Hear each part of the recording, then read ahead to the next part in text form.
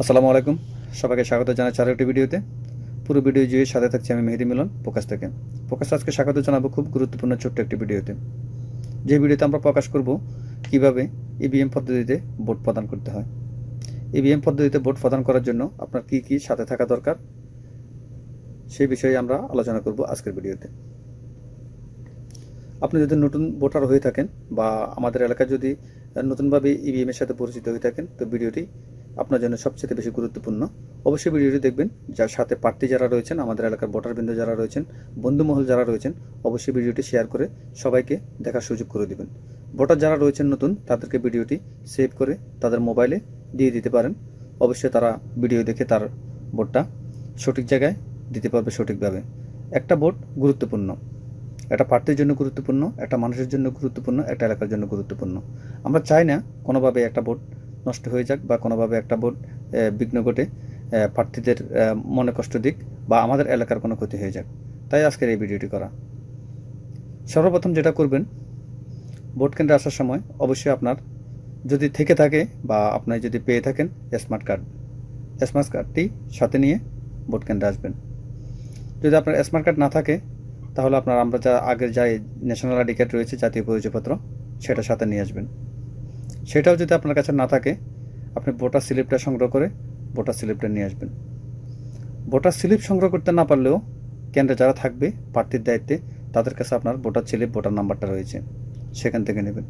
সেখান থেকেও কোনোভাবে যদি নিতে না পারেন, আপনি সরাসরি আপনার বুথে চলে যাবেন। বুথে ওখানে ইভিএম মেশিন রয়েছে, সেখানে ফিঙ্গারপ্রিন্টের ব্যবস্থা রয়েছে। আপনি সেখানে ফিঙ্গারপ্রিন্টের মাধ্যমে শনাক্ত করে আপনি আপনার ভোটটা প্রদান করতে পারবেন। তো ভোটটা কীভাবে প্রদান করবেন সেটাও দেখাবো আজকের ভিডিওতে। আপনি বুথে প্রবেশ করার পর যখন ফিঙ্গারপ্রিন্ট প্রদান করবেন ইভিএম মেশিনের মাধ্যমে, অবশ্যই সেখানে আপনার ছবি সহকারে ভোটার নাম্বার, আপনার জাতীয় পরিচয়পত্র বা স্মার্ট কার্ড যেটা রয়েছে সেটা শো করবে। সেটা শো করার পাশাপাশি আপনাকে বলা হবে যে আপনার ভোট প্রদান করুন। আপনি পাশে ছোট্ট একটা মেশিন দেখতে পাবেন, যেটা ইভিএম মেশিন, লম্বা থাকবে, এমনকি ব্ল্যাক হবে বর্ডারটা, আর ভিতরে তো সাদা স্ক্রিন থাকবেই। পাশে রয়েছে অনেকগুলো বোতাম, যেখানে সাদা বোতাম দেখতে পাবেন আপনি।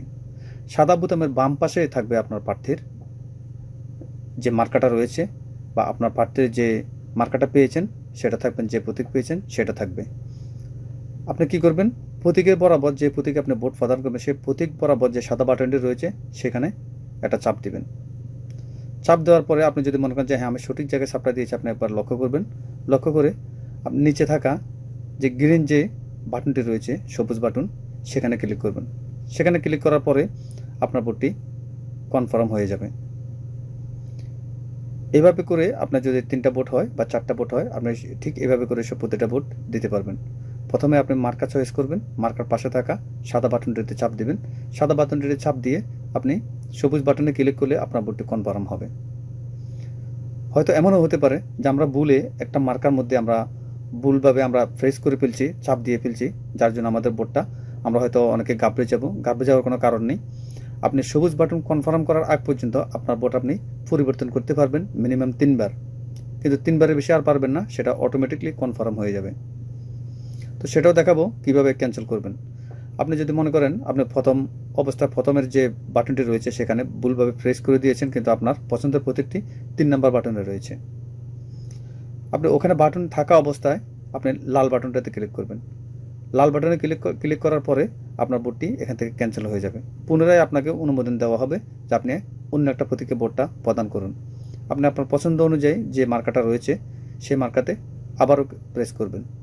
যদি আপনি সব কিছু ঠিকঠাকভাবে দেখেন যে হ্যাঁ ঠিক আছে, আমার সব ঠিক আছে, মার্কা ঠিক আছে, আমার প্রার্থী ঠিক আছে, আপনি সবুজ বাটনে ক্লিক করবেন। সবুজ বাটনে ক্লিক করার পরেই আপনার ভোট প্রক্রিয়া সম্পন্ন হয়েছে।